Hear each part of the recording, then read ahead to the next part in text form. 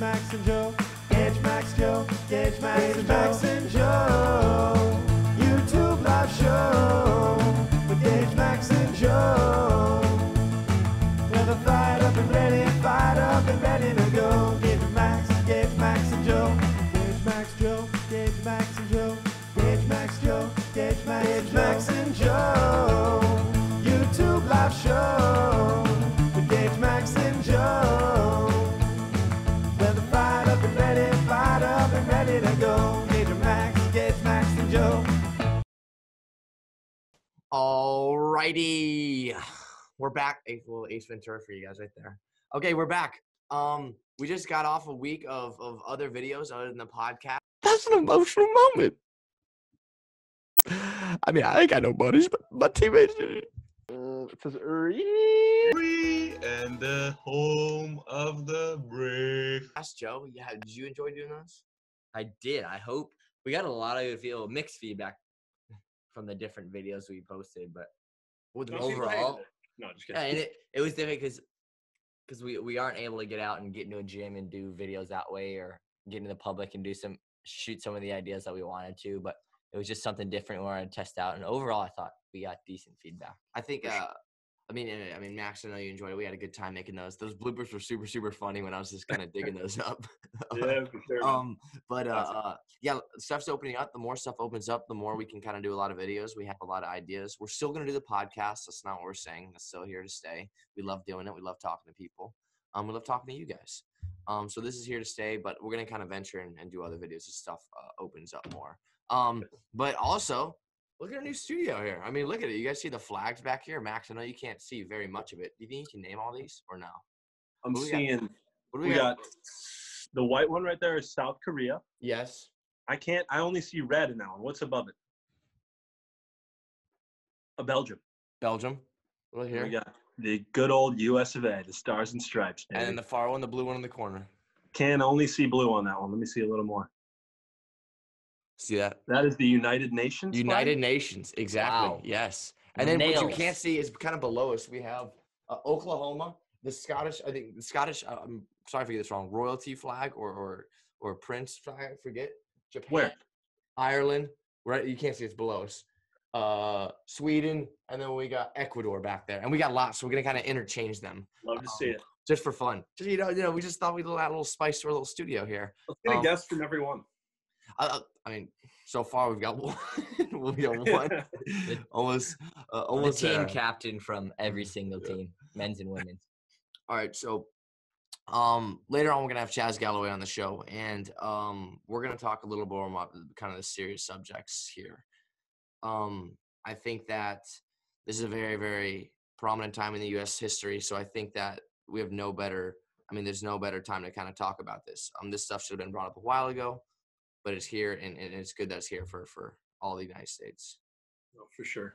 Yeah, and I think, this week we're not really doing a bit before. I know we were kind of talking about the flags behind us and the new studio and stuff, but I guess since the death of George Floyd last week, we had the idea to just try to use our platform more and give people a voice that have something to say about this. So that's for sure one of the reasons we want to have Chaz on here. Like, we have the connection with him with volleyball, but we know that he has a way closer tie to this issue than we do. And we're really looking forward to hearing what he has to say. So let's get him on the show here. Ladies and gentlemen, Chaz Galloway. Here we go. Okay, we are joined here now by Big West newcomer, not newcomer, but freshman team recipient for the Big West. And our good friend, Chaz Galloway. Thank you, Chaz, for joining us on the show today. Coming on. How's it going, boys? Thank you for having me. Thank you. First off, how are we doing, man? Doing good, just working, trying to work out, trying to stay in shape during quarantine. Feel that. Everything going on. So where are you working at right now? Right now I work at Ross. Yeah. That's So, for less respect. Me and Max like to kind of go there, kind of get the good stuff. He said Ralph's, not Ross. We love Ross. Ralph. Too. Oh, my bad. yeah, that's right. Not quite. What's Ralph's your- is like the grocery store, right? Yeah, Yeah, gotcha. take Nice. on. Yeah. Cool. Yeah. So, we're probably pretty much going to get right into it here, but we're going to lead with like kind of a volleyball question. So, but this also ties into kind of the current social climate that we have in the U.S. And I wanted to know your take on this. So a lot of people say that volleyball lacks like the sort of ethnic diversity that a lot of other sports have in the U.S. because it's predominantly like white people playing it for the most part. So we'd be super interested to hear like your experience with that, both positive and negative, because I'm sure you have a way different one than me, Joe, and Gage have had. Yeah. I mean, when I first started into volleyball, I started to realize that it was predominantly a white sport. And so, I mean, that was a change for me coming from football. And I mean, a lot of the time with like the first time with teammates and stuff, it's could be awkward sometimes, or it could be because they want to be able, I don't want to say this. Feel free. I haven't really had any negative experiences with the culture, the diversity in volleyball. I mean, I've always been the guy to walk in the gym, and it's always been like predominantly white. And I mean, I always thought as a kid when I was playing the sport, when I got older, I wanted to start a program or start where kids, African American or minorities, could learn to play volleyball and stuff like that. Sure, And I want to be able to incorporate those into places like where I grew up. The volleyball wasn't big. I had to move into a place where volleyball was bigger. And yeah, that's pretty much it. I've never had a negative experience from it, but yeah, that's pretty much it. Yeah. For sure, yeah. That's good to know, man. Yeah, and also, like, going forward with that, since everything that's been going on with the media, coverage of since George Floyd's death, and considering that you have such a large following on social media, like, what do you feel is your role? And is there anything that, you think needs to be said for people in a position like you, especially NCAA athletes that have a connection to this issue? I definitely believe if there's a platform that you can go out and reach other people to, that you should definitely, use that. And it's a great platform to go out and start the conversation or tell how I feel or my opinion, how I'm reacting to the situation. But yeah, for sure. I kind of want to kind of build off that, kind of ask a question here. So you see in the media, like I said, it's great. Everyone, well, first of all, I haven't been alive for a lot of movements, but this is like the first movement that I've either heard of or seen or I guess been a part of where, okay, it's usually one side versus the other. And I know, but for now it seems like everyone, okay, we're moving together peacefully, we're not fully peacefully, but we're moving. There's more people on the same page. Exactly. Yeah, moving in the right direction. So my question is, I feel like I see a lot of stuff online, but I feel like a lot of those people are, I guess the word would be like, just because it's in right now, are posers, right? So they say, oh, I'm all about this, but in reality, they're definitely not all about this. Like I know those people for sure. Like I'm like, I see like stuff. I'm like, there's no way they feel this way or it continued. So when the time gets tough, as it has been, how do you continue this? How do you actually, okay, these people, like I said, when the time gets tough, make sure those people are there for you. Make sure it's not like a trend. Exactly. Like right now, people, and make sure like this is something that stays relevant. What can we do to do that, do you think? I would say reach out, ask. That's what, like, a lot of people have been reaching out and asking what they can do. And that, honestly, that's everything. That means everything. You reaching out and wanting to learn and wanting to educate yourself and become a better person or whatever it is, just reaching out and starting that dialect and talking and immersing yourself in the culture. I feel like a lot of people don't really, they love the culture, but they don't really know about it or respect it in a way. So, I mean, yeah, I've had conversations with my friends that, like, some people, like, a couple years ago were saying or doing something complete opposite of what they're posting online now. Right. And it's just like, okay, well, a couple years ago, you had completely different views. But it's Sure. good though, because they're starting to talk about it, and they want to learn from it. So that's all we can ask for, really. And does this feel different from what was before, right? You'd say, okay, maybe I'm not enjoying how you say it, but now everyone's together, everyone's united. Do you feel it's kind of different from how it was before? Yeah, I mean, I would still say actions speak louder than words. You can post about it and you can put on your timeline stuff that you're all about it, but like going out in the world and actually doing it and like wanting to become better and stuff, that goes a lot way than just putting a post up on Instagram and then you still doing the same day-to-day lives and like act out on it is, I would say, better. Yeah, definitely. I think that like Instagram and just in general social media, people complain about it a lot, but I think that it's been really helpful, like with the current movements that are going on right now. Because there are people talking about even like climate change a couple months ago. Like everyone's posting stuff for Earth Day and stuff like that. And I get that, it's not actually doing anything for the earth, that you're, I don't know, liking and tapping stuff on your phone, but at least it's raising awareness, if nothing else. And I think that it was doing that too. Like this kind of segues into the something else I want to talk about was, Colin Kaepernick taking a knee, during that. I know we were only like 15 or like 13 when that was going on, but I don't know what you think about that. Like what the NFL has said about that they're going to allow players to do that. I'm not sure what your stance is on that. I'd be eager to hear. Because I know you come from a military background too, right? Yeah, a little bit. Yeah. Colin Kaepernick used to be my idol. He used to be the quarterback that I looked up to when I was playing football. I used to have like San Francisco. That's my team, 49ers. Yeah. And it was actually kind of hard when all that went down because I went to a school and like just talking about it and people's views on him. And it's like someone that you looked up to. And as an African-American, like there's not many quarterbacks. So he was like my idol and I wanted to like be like him. Then when people started talking bad on him, it was just kind of like they shot down one of the guys that I looked up to. And it was just like, because there was so much coming out against him, with the NFL statements coming out against him and just society about what he was doing and what he was standing up for.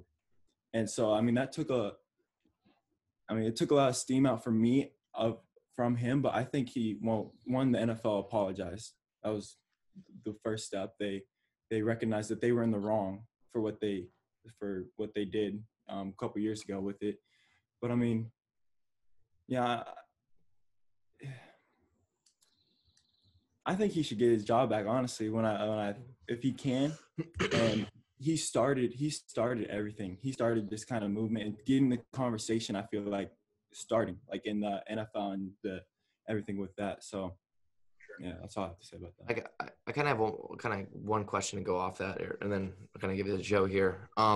So I didn't know about this till Max kind of filled me in on this, that people that governments are taking money from either, like, I think it was LA who took $150 million from the police and then put it into Black communities and just kind of help funding those. And so there's a lot of positive change. So what will happen? Like, is there some not events, but is there something happen where you'll be like, okay, like we finally did it, like, or the fight is never ending. I get that, but is there going to be one instance? What's the milestone? Exactly. Yeah. I think is what you're asking. What's the milestone of? Like what is, I don't know. I hesitate to use the word end goal. You know what I mean? Because it's going to be an ongoing thing for sure. But I guess in the foreseeable future, what do you think that, I don't know, what could be done? It could be like crime rates. It could be, or not crime rates, but like less Police African Americans. Exactly. Education. I think that's like people being more educated. Because the more educated are, the more you can just see the situation and act out on off what you know and stuff. So I think it would be wise to incorporate some of this culture and race and ethnicity into schooling. Like it should be a core class, I feel like at college, because they don't really teach about it. And so the end goal, I think, would be to say racist, just throw racism out the door, but that's a hard one to put on that. But everybody just being more educated and more aware and more empathetic, I would say, to the situation and what the struggles that we're going through and the day-to-day life. So because I don't think racism will ever just go out the window, because there's too many people different and stuff. That would be the end goal. But just being educated and being able to talk about it and just getting over our past, really.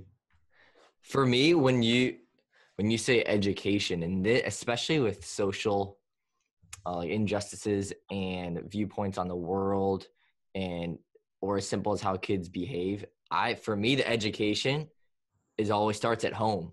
By the time they're in school and by the time they're in front of teachers, their view of the world or their social norms, like all that stuff is pretty set by how they've grown up, how they were raised by their parents. Mm-hmm. And so it's difficult. And you hear a lot of people right now talking about how I think Steve Kerr came out. I've seen other coaches, other celebrities come out and say how the youth right now and the younger generations in modern day in the US and just the world in general are more educated and more open and more accepting than any other generations in the history really of the US. And so I think when you do see these younger generations starting to form families and starting to be put in positions of authority, you will see more of a change. Because for me, that side of the education part of this whole thing will come kind of, I hate to say it, but it's like what in years down the road, because the way that you see kind of older generation at the time, it's like there's a lot of archaic thinking in today's world. And so for me, like I firmly believe, and I tie this into certain parts. So I see this all the time when I see kids, like it's their home life and how they're raised and what they're raised to believe. I don't know if you guys have any. How would you say, how would we fix that though? Like, how would you go about changing that in the family dynamic, would you say? Just open discussion and starting to talk about it at a younger age, or? I think. Go ahead, Gage. Well, I was like, everyone's just got to have, I mean, this goes with everyone. Everyone's just got to kind of have to look kind of in the mirror and be like, yo, it's like, is this helping anyone? Like the way I'm thinking, like you could say, okay, I'm about the cause, but like you said, putting action to words is more important. And like being more, again, more open, like we said. And this goes for every single person. You got to think to yourself, how can I help? What can I do to kind of help this? Without, yeah, I guess that's all I have to say. I was on a webinar kind of session this past week with Lloyd Ball, who was the best setter ever to come through the U.S. He's an Olympian, and he spoke, and we were speaking in front of a bunch of kids, a bunch of coaches, and the last thing he said was, you just like, it's really simple. You hear this all the time when you're growing up. It's just be kind to one another and treat others how, like, you need to be able to listen. Both sides need to be able to listen to each other. Yeah. At the end of the day, this is in any aspect of life. Nothing's going to be agreed upon if both sides are just so passionate but at the same time not listening to the other side, because there's nothing going to be ever agreed upon. So whatever those two sides are in life, whenever there's arguments or whenever there's discrimination going on, whatever that is, both sides need to be able to listen, understand, and really have like a conversation about it. It can't just be like both sides are talking and there's no listening going on. And that's what you see, like that's when you see no progress being made, in my opinion. Right. I don't know, Max, what you're gonna say.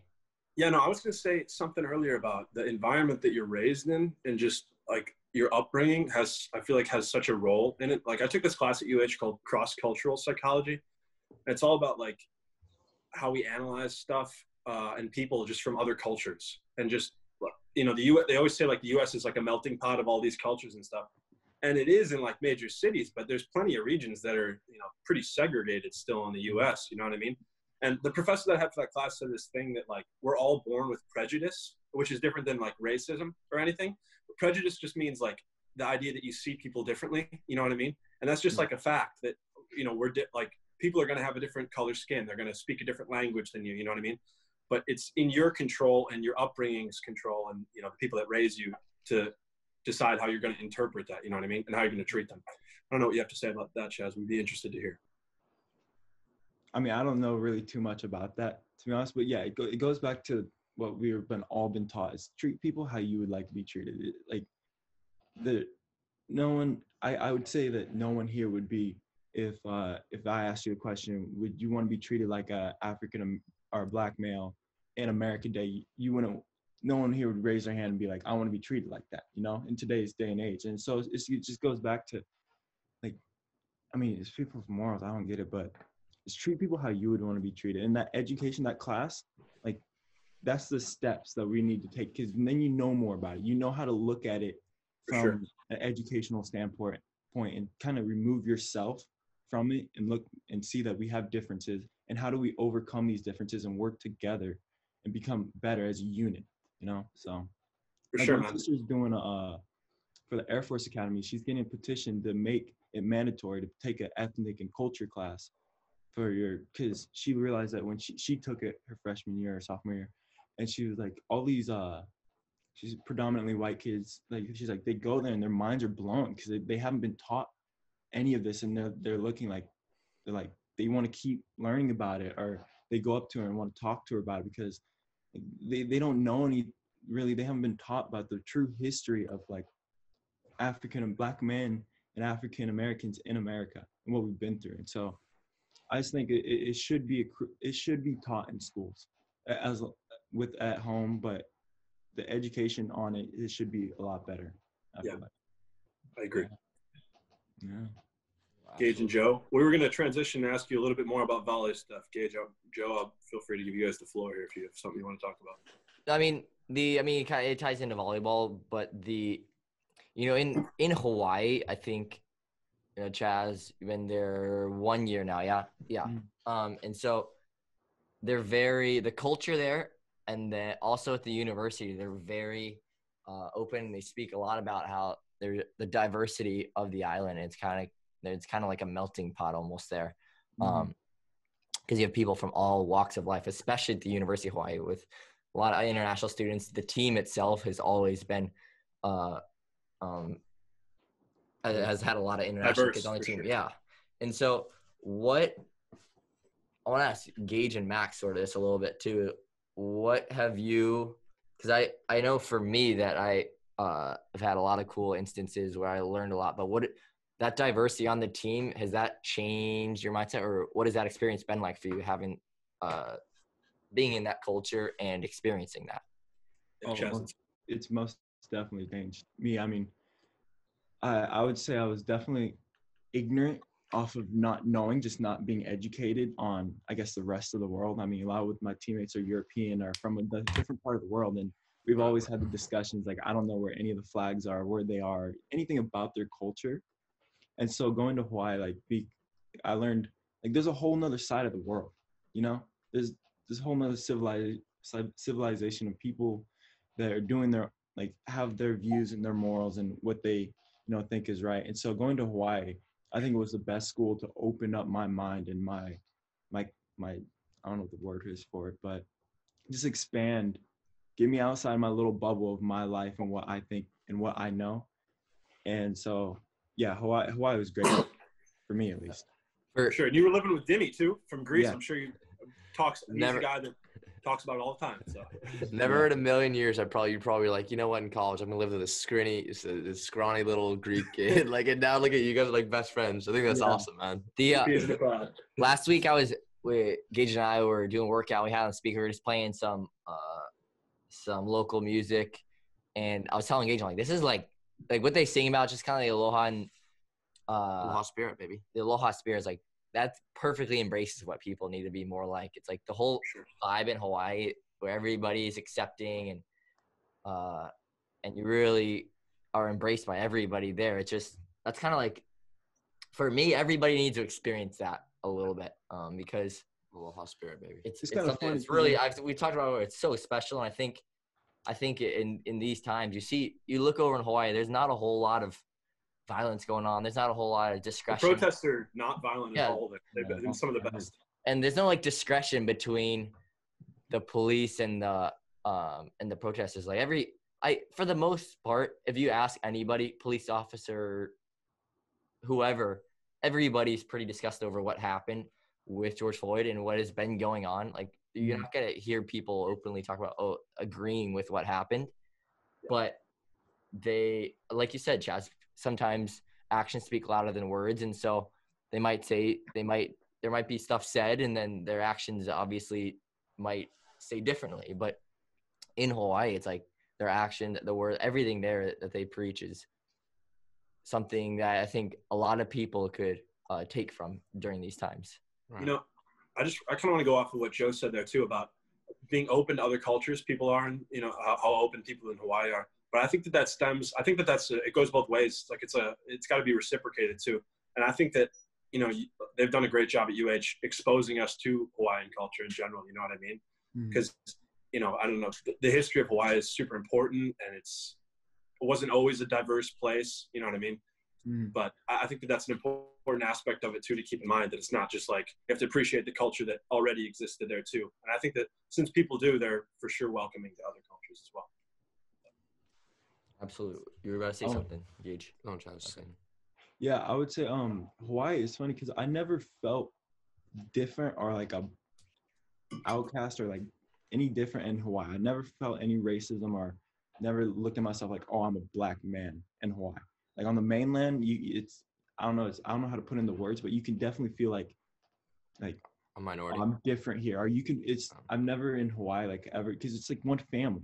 They treat it like we're a family, and no one has anything against anybody that I've experienced. I'm sure there's something out there, but at least from where I've been in Hawaii and stuff, like I've never felt different or like, oh, I feel, different in Hawaii. And like, that's one thing so powerful about the culture and just the way of like Ohana and just being one. So that's one thing I love about Hawaii. Yeah. The only minority, it's the only majority minority state in the U.S. It's the only non-predominantly Caucasian state in the whole. See, I did not know that. That's great information, great fact right there. So, while we're on Hawaii, well, first things first, when do you plan on going back? Are you going to go back on August or probably around then? July, early July. So do you know if because I was talking to Joe and my mom. I don't know if they still have the quarantine rule. Do you have to stay in home for like 14? They still do right now. They still do? Yeah. Dang. So that means I probably got to go earlier then, yeah? Because Max, are you gonna go early as well? You were talking about that. I think so, yeah. I was discussing that with Shu a bit. Might be a good idea to just go out there and I think, especially if we got a lot of us out there, I think that just sounds like a no-brainer. It's true. Chaz, do you know if they open up the weight room? Do they open up the gyms there? Because in California, they're starting to open up the gyms a little more. Do you know anything about that? I have no idea what the situation is like in Hawaii, really. But I know here they're starting to open up the gyms and everything. So, I mean, I would see Hawaii following pretty soon after that. Who are you living with? Right now, I'm living at home with my parents. No, like in Hawaii. Who are you gonna? Oh yeah, next year. Me and Kahea and Dimi are looking. That's it. That is a house right. Okay, right there. I love that one. What's something for you that you want to see yourself take the next step? What skill or what part of your game do you want to take the next step at going into next year? I mean, there's a lot. I mean, there's the physical aspect of it. Just here we go, Charlie, getting bigger, stronger, and faster. That whole component. But then, yes, sir. I mean, this year is focusing a lot on like the mental side of me, not just being like, I don't know, last year I came in like I'm a freshman, and I started the mindset of I didn't know where my voice was really on the team, like when I would go in, and so I want to have a just more like leadership role and be a presence on the court, right? Instead of just like Gage is just telling me like go here, do this. Like I want to be able to have a presence and like contribute more to the team in a mental aspect than just like physical and what I could do on the court.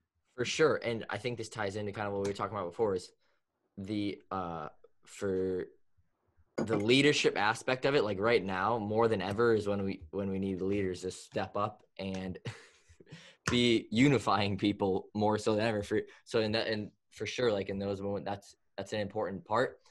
For me though, I also believe though that actions always speak louder than words. Sure. Mm-hmm.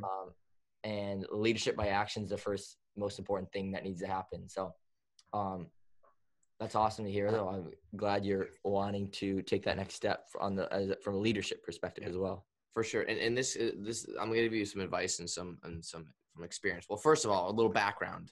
Chaz is part of the Hot Boys, as I like to call them. Me, Chaz, and Philip back there. I'm always yelling Hot Boys when we're in. I have the most fun. I have the most fun when the Hot Boys are in. But I think one thing to keep in mind, and this is what a lot of people, as they go through the program, right, and they get more comfortable and they get a lot of playing time and whatnot, and is that sometimes they get a little too comfortable, and I don't think you're going to get comfortable. But I think that the key is, and one thing that I like to, you see Milan yelling at me during practice all day long, right? And the key is just kind of take it and just listen to him. And the more playing time you get, just make sure, and I'm not saying this goes for anyone, just don't get entitled. Whatever he says, be a leader, have a voice, phenomenal. But just make sure when Milan or Charlie are talking, you just be like, okay. And you haven't had a problem with that at those points. Just kind of some advice. Where I've seen some people kind of get guilty of. They kind of like, but chairman's like, hey, just shut up and just listen. It's kind of the thing that you gotta have to realize. Like we were talking about, everybody's got to listen. Both sides. That's true. Well, that's true. But actually, Milan. Well, the thing is though, on a coaching staff, when you do develop the trust, they'll listen to you. That's true. So you need to develop the trust, and then you got to listen first, though. I feel like, you know. Yeah, I mean that's just how it is. The relationship with the coach is like, you start showing respect, they'll start giving you the respect to be able to come and speak up and trust you in more of a leadership role. Yeah, I missaid that. Basically, if you have a problem, you should probably address it after practice rather than during practice. That's what I kind of mean. Not like just rather than during the 6-on-6. Yeah, and then running. Anyway, but so Chaz, you talk about the next leap, talked about everything like that. So where do you see yourself? I mean, how do I put this? Where do you see yourself? You always said, what do you see yourself growing this next year? What's the kind of the biggest kind what of developments? Exactly. You talked about leadership, but let's talk about kind of the physical attribute of it. Do you want passing, serving, bigger hitting? biceps? That's fine too. Exactly. The volley side of it, definitely serve. Serve. Needs to come in a lot faster and way more consistent. So I'll be focusing a lot on that. And then I've realized that, like, I mean, if you could pass, you'll probably be on the court. And so, like, the better I can get at passing, the better chance I have, of helping this team. And so, I mean, let me think. Milan drills help a lot with both of those things. Sure. Milan's drills. And scoring out a system. I feel like I need to scoring out a system. I Love the shout out, Chaz. Yeah. Love the out of system Scoring shout-out. what? Where are you How you Say it score? one more time. Out of system. Well, Jazz, you saved all our butts last year so many times by coming in those big time games. It's very rare that a freshman comes in our biggest games of the season. Stole my number. Kicks too. ass. Stole Joe's No, I'm number. Made everyone Not forget my about number. Joe. Part of the Hot Boys. We're gonna make shirts. So listen up. I mean, watch out if you're watching this. Hot Boys shirts coming out. I'm just kidding. Probably not. But Chaz, thank you so much for joining on the show. Have fun working and making that moolah at Ralph's, not Ross. And then I will see you in Hawaii. Thank you so much, Right. guys. Good Thanks chat. for having me on, boys. Yeah, man. Well, I think the key to all this is perspective. You have to gain other people's perspective. Joe, you put it best when you were talking about people just gotta listen to the other side. You have two sides of this where you're very, very passionate about it, and rightfully so. When you gotta be like, hey, you gotta have a sit down, look in the mirror, and have a serious conversation with yourself and the other side of things. And you saw like the initial reaction at first, you saw a lot of violence almost across the U.S. And because that's always in any kind of confrontation or any type of like heated situation, there's all the first is always kind of like that first physical reaction. You see that, but I think now that kind of days have gone by, people settle down. They've really thought about, okay, like what are we trying to get done with this, and what is the best way of going about doing so? And like I said, the only way you're going to see change is if both sides are listening, both sides are willing to have that conversation. And like for the people, nothing's going to happen if government and authoritative people in authoritative positions aren't listening and they're not willing to work, because at the end of the day, those are the people who are that you're going to need to help you out. And it's the other way around. Like the government isn't going to be there much longer or the officials aren't going to be there much longer if the people aren't. So both sides need to be able to sit there and have conversations. And like during these times is when the true characters of leaders come out. And so you see different people from across the U.S. have responded differently and have spoken their thoughts differently. And it's like I said, this is when you really see the true leaders and how they step up in these types of situations. Yeah, for sure. No, I think I also really like what you guys had to say there, and I liked what Chaz had to say when he said we were talking about what's the end goal, and then the idea that there is no end goal. You know what I mean? People are different. We're always going to be different. We got to find a way to live in a way that we all, strive for equality, I guess, is the goal. And there's not like all right, we did it. Racism's over. I don't think that's going to happen. Right. That day is not going to happen. It's an ongoing battle. So I think it's great for the show, and I think it's great for the volleyball community to have someone like Chaz on here who's outspoken about this issue. For sure. And everybody, like you're saying, everybody just needs a little more aloha spirit. People need to experience that. And actually, like, that culture, I think, portrays this stuff so well, and they're so welcoming, so accepting.